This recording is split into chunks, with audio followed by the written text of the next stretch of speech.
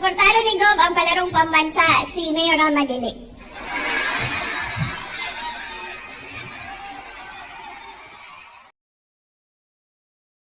Nitawag na si Mayor Rama, nitawag na si Governor Gwen Garcia. Nya magsila kog, sige. Pero wag yun ko mubalibad sa ilaha. Ang gibuhat na ako, nag-ampog yun ko, Lord God, mudaog unta gid ni sila. Santo ninyo, peace lang. Please lang yun, padaugan ni sila. I never called, never told the secretariat kung kinsa ang pilion. Nangutan ko, kinsa may nidaog, anak sa Cebu. Ay, nakaanak ko, ay, salamat, Lord. Thank you, Santo Niño. Daghang salamat. Mga kaigsuunan ako dinhi sa Cebu. Assalamualaikum. Madayaw, mayong adlaw kaninyong tanan. Magandang araw sa inyong lahat.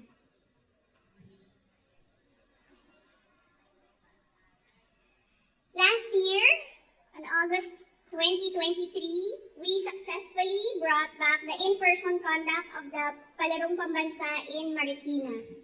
After 4 years, our best elementary and high school student athletes were given the opportunity to once again compete and shine. Today, we signed this Memorandum of Agreement to pave the way for the holding of the 64th edition of the Palarong Pambansa in the Queen City of the South. Kabaw baya mo no, kanang as Secretary of the Department of Education, I always live by fairness. Kay daghan sa ako ang trabaho, and because I am a politician and a secretary at the same time, daghan kaayo ang muduol sa ako og mga og pabor. Pananglitan kanang dunay maestra, kaila sa mayor, kaila sa barangay captain, nga muduol sa kuha, maingon nga pwede ba ni nga kini ang ato ang i-hire. Maingon biya gyud kog dili ana.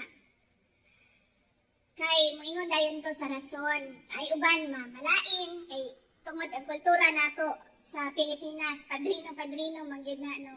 Kanang wa pa naanad sa ako pero ang uba makasabot dayon sila. Moingon dayon ko ana. I just want to be fair to everyone.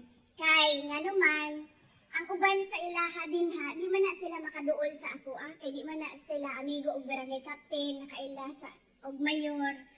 So, anak ko, dito na lang ka sa division, dito ka sa region, paningkamutan nimo nga masulod ka o ma-hire ka.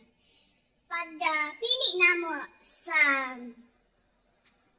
lugar kung asa ang sunod nga Palarong Pambansa, kabaw ba mo no, gitawagan ko ni even before nagbid ang Cebu City, tawag na si Mayor Rama sa ako ana siya INDAY Sara, anak ko, yes sir, ana siya, ang Cebu City Pagingon pa lang niya, gingana, kasabot na ko, di ba? Nagdako biya ako sa politika, kasabot na dahil ko, noon siya, Cebu City. Nagbid mi sa Palarong Pambansa. Anak ko, yes sir, yan ako kining na may mga requirements, i-comply lang ninyo ang requirements, siguraduhan lang ninyo na complete na siya, kaya basin ma-disqualify mo. Nagtanaw mi, doon na po yung mga duha pa ka lugar na nagbid. So, while the process of the evaluation and assessment was ongoing, nanawag si Governor Gwen Garcia. Ana siya sa kwa, INDAY Sara ha? Ana ko, yes Gov. Ana siya ang Cebu City, nagbid sa Palarong Pambansa, suportado na sa probinsya sa Cebu Ana ko nga.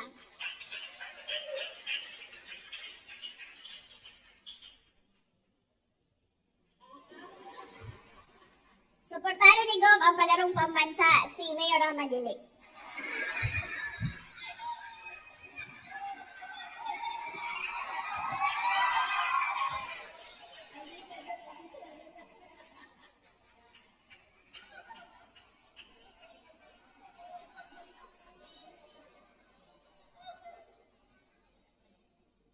Kanindot man di ay, karon lang ko nakakita, mo din ni ang bagong tulay.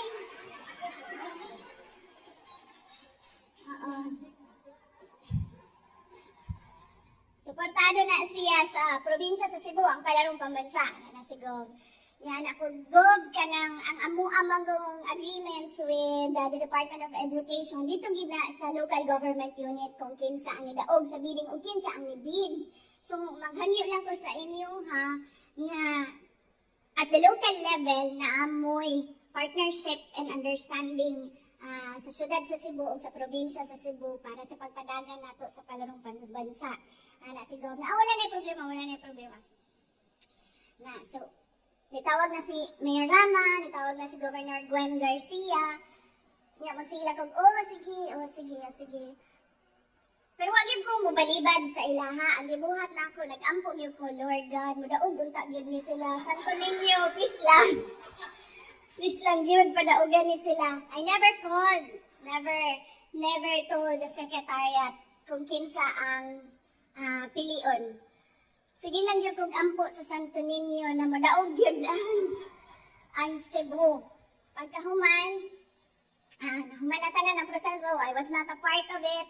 I never joined any meeting. Nangapanak ko, kinsa may nadaog sa Cebu. Ay, nakaanak ko. Ay, salamat, Lord. Thank you, Santo Niño. Dagan salamat.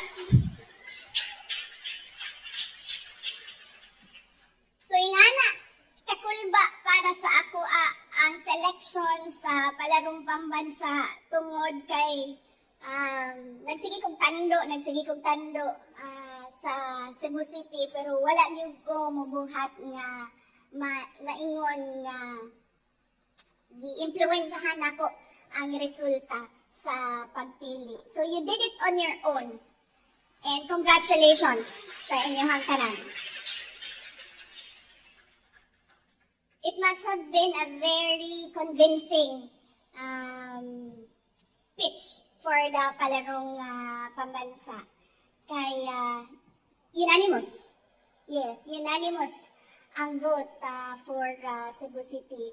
And I know it was not easy because nag-host na pod ang Davao City when I was mayor. Nag-host ang Davao City o Palarong Pambansa. And dili-dali ang mangandam para mangumbinsi sa committee na pilion ang syudad. After 30 years, it returns to Cebu City, having hosted it twice before, in 1954 and 1994. And it seems that 4 is a lucky number for Palarong Pambansa and Cebu City tungod kay 2024 inyong hanapod ang Palaro.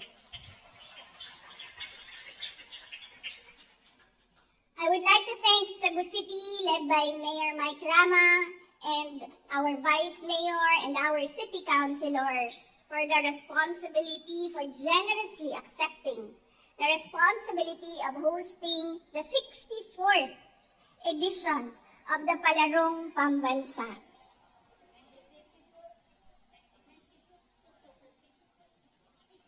Yeah, quadruple 4, no? The unique character and vaunted hospitality of Cebu City will make this year's Palaro even more memorable for all our student athletes. Today, as we gather here, we affirm our unwavering dedication to strengthening our support for young athletes. Our primary goal is to equip them with the necessary tools to nurture discipline, resilience, and the indomitable spirit required to pursue their athletic passions. Our collective mission is to empower them on their path to achieving professional excellence in the realm of sports. Furthermore, the Memorandum of Agreement between the Department of Education and the local government of Cebu City underscores our shared commitment to creating the optimal environment for our young athletes to interact, to compete, and to excel. This commitment extends to promoting their physical, intellectual, and social well-being. The Palarong Pambansa is an integral part of our efforts to strengthen our grassroots sports programs, granting various opportunities for sports-inclined youth and exposing them to to real-life experiences in their chosen sports. I wholeheartedly believe that Cebu City, in fact, very excited that Cebu City will ensure a well-secured and world-class venue for our learners to showcase their abilities and will guarantee a memorable Palaro for all the delegates. On another level, each edition of the Palarong Pambansa provides the opportunity to strengthen the collaboration between the Department of Education, the local government units, as well as other national government agencies to holistically develop the matatag learners. Let us work together to provide the best avenue for our Filipino young athletes to showcase their talents, determination, resiliency, and love for sports and our country. Mga kababayan, patuloy po tayo maging matatag tungo sa pagtaguyod ng isang bansang makabata at mga batang makabansa. Ang lahat po ng ginagawa natin ay para sa Diyos, sa bayan, at sa pamilyang Pilipino. Syukran. Thank you, Honorable Sara Duterte.